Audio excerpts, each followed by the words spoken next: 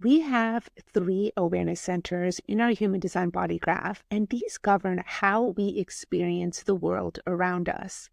These centers also contain our fears, our nervousness, and our anxieties.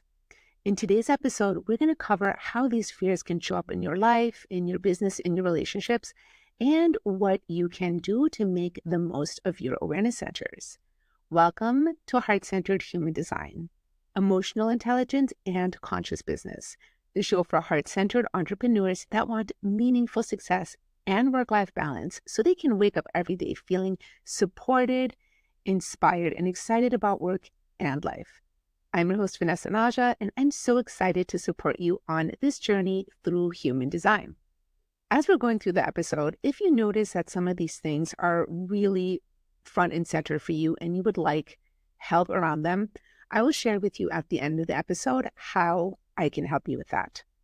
So let's talk about the awareness centers. We have three of them, and they help us understand and interact with the world through our instincts, our mind, and our emotions. This is how we see and experience the world, and also where fear, anxiety, and nervousness lives. There is self-consciousness here, and the awareness. These are the centers that are conscious for us. All of the other centers, so we have 9 total, the other 6, they're operating below our conscious awareness. But these 3 centers, we have access to conscious awareness here, whether you have them defined or not.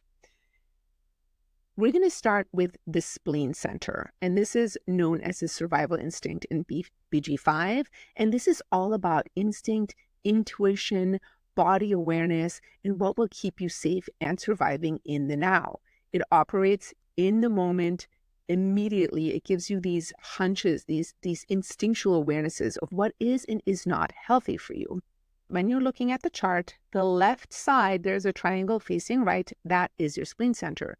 If it is colored in, you have it defined, meaning that you have consistent access to the energy of the center, to your intuition, to your survival instincts. You broadcast this out into the world. It is reliable. It is a part of you. You always have access to it. If it is not colored in your chart, that means it is undefined, meaning that you do not have consistent access to it. It's actually an area where you take in the energy of other people and you're able to become extremely wise about. You may also be amplifying the energy, and it's important to know that, especially in your awareness centers, because you might be amplifying other people's fears. So when you have a defined spleen, you are going to be a very highly intuitive person. And when this is operating in its high expression, you're very attuned to your intuition. You are super aware of it. You trust it. You follow it. You allow yourself to be guided by your intuition. When it's operating in its low expression, you might be so caught up in your mind that you're actually not paying attention to it at all. And you may miss important details that are going on around you that are designed to help keep you safe and support you. Now, if your spleen is undefined, this is an area where in its low expression, in its shadow expression, you might be holding on to things that are not good for you. You might be holding on too long. You might also be amplifying everybody else's fears around you.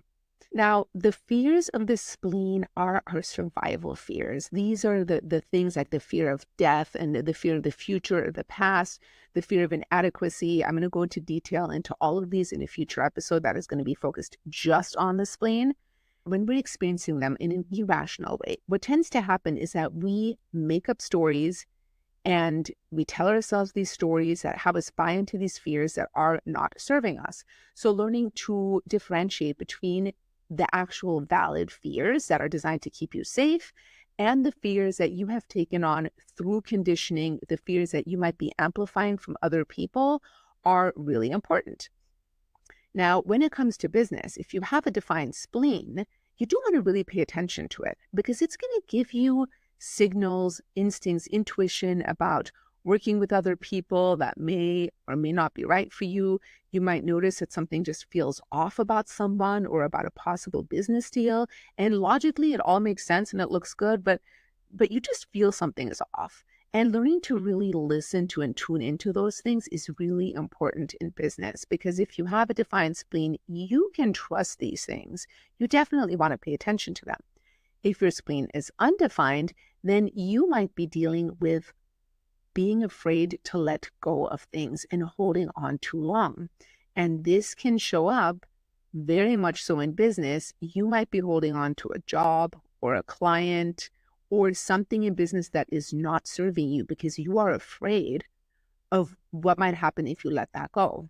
Same thing goes for relationships. You might be holding on to relationships that are not actually good for you because you are afraid to let them go. And if you have an undefined spleen, these are things to really closely look at and consider. Where are you holding on to things that are not good for you, that are not serving you? And when you hold on to these things, you're not creating the space for the correct things to come in for you. So just some things to consider with your spleen center, that awareness center, instinct, intuition. If it's defined, really pay attention to your intuition. You're able to trust it. If it is undefined, taking a little inventory of what you are holding on to for too long that is ready to be released, and then to let that go. So the next center we'll talk about is your ajna center. This is very much about mental awareness, conceptualizing information, analysis, research, where you find and express solutions and where you're trying to find all the answers to your questions. So people that have this defined, they tend to be thinkers. Like they tend to think a lot, which I do have it defined. So I very much relate to that. And the style of processing information is very fixed. They can be mentally stimulating to others and even mentally inspiring in a high expression of this. Now, in the low expression, there can be a lot of ruminating. There can be really getting caught up and going over the same things again and again, telling yourself stories that are absolutely not helpful for you. And this is where anxiety lives as well. So with the defined ajna, you may be experiencing mental anxiety. And when you're experiencing that, you can be broadcasting that out into the world. So becoming very clear on when you're feeling anxiety, what's actually going on for you, what are you actually anxious about, and questioning, is this actually something real, or am I projecting into the future or taking something from the past? The awareness of the ajna operates over all of time. So really bringing yourself back into the present moment to notice and see what's actually going on for you. And if what you're feeling anxious about is actually rational, is this actually something that is happening right now? Or are you making up stories, fearing something from the past, fearing something from the future? And can you let that go and move back into the present moment? Now, with the Ajna Center, really connecting to your body, really getting back into your physical body. You can do this through breath work, tapping, movement, whatever it is that helps you get into your body when you are going through these excessive moments of anxiety can be extremely beneficial for you. Also, depending on how you are wired, music, playing music, listening to music to get you into a different state can be highly beneficial. Now, if your ajna is undefined, and the ajna, by the way, it's the second triangle from the very top of the chart. If it's colored in, it's defined. We just discussed that. If it is white, it is undefined. And this makes you very, very open-minded. You're able to look at information from a wide variety of perspectives. You can really share different perspectives with other people, especially those that have a defined ajna. And you're not meant to process information in a consistent way. Your processing is going to be inconsistent, and that is absolutely okay. Now, with this undefined ajna, you may also be taking on and amplifying other people's anxieties. So that is something to be really aware of when you're feeling anxious. Is this actually my own anxiety, or am I taking this on from somebody else? And if it turns out that it is your own anxiety, you can go back to what I just said for the defined ajna. Really get into your body. Where do you feel that anxiety? Come into the present moment, allow yourself to feel it, but also allow yourself to really connect into your body so that you can move past that anxiety and then continue with whatever action is correct for you. Now, these anxieties, when it comes to business, the anxiety that can come up in the ajna can really prevent you from taking action. It can also have you taking too much action. So there are those of us that are like, In order to get out from the anxiety, we feel like we need to do more. If we do more, then we'll get out from the anxiety. That is not always correct. So you want to really, as always, and as with anything, go back to your strategy and your authority, because that is going to guide you in the correct direction always. That is what is consistent and reliable for you always, and that is always going to be the solution. So bringing yourself back to the present, feeling into what is correct for you, will provide the answers that you seek that help you overcome any of your own anxiety that might be showing up in your ajna center. And we'll go into more detail into all of the fears of the ajna in a future episode. Now, the last awareness center we're going to cover today is the emotional solar plexus. And this is emotional awareness. It is spiritual awareness. It is understanding how your emotions work and how you feel and express your emotions. This center is extremely powerful. And remember, if you have the center defined, this is the triangle on the right side of the body graph facing left. If this is defined for you, this is definitely your authority. The emotional solar plexus operates in waves over time. The awareness happens over time. It does not happen in the moment. So with a defined solar plexus, you want to make sure that you're really taking your time processing what is going on for you. Now, emotional nervousness lives in the solar plexus. And if you have this defined, this can show up in your waves sometimes. I notice for myself, sometimes I will just be feeling nervous for no particular reason. And it happens a lot less now than it used to since I've been in this deconditioning through human design experiment. There is much less anxiety, both mental and both emotional anxiety, nervousness, much less. But sometimes I do notice it comes up when I'm low on my wave, and there's not necessarily a good reason for it. So if you're having this experience with the defined solar plexus, just again, allowing yourself to feel it. Where do you feel it in your body? What is the experience? And trying to detach it from the story. Because whenever we're feeling these fears of the awareness centers, we tend to make up stories and tell ourselves these things that just have us going on a downward spiral, have us overriding our strategy and authority, have us doing all kinds of things that are not correct for us or not doing things that are correct for us. So coming into the present, coming into your body, feeling what is going on for you there, allowing it to be there and knowing that it will pass, because the emotional wave is always moving. It's going to pass. The more that you wallow on it, the more stories you tell about it, the more that you ask what's wrong with me or what's happening, what is wrong, the longer you will spend in that low. So just allowing it to pass, allowing yourself to be present, to feel, and doing things that feel good to you is really important. If you have the center undefined, you're going to be very emotionally empathic, and you are picking up the emotions and the emotional waves of people around you. And more than half of the population, I think it's around 54%, have emotional definition. They have emotional waves.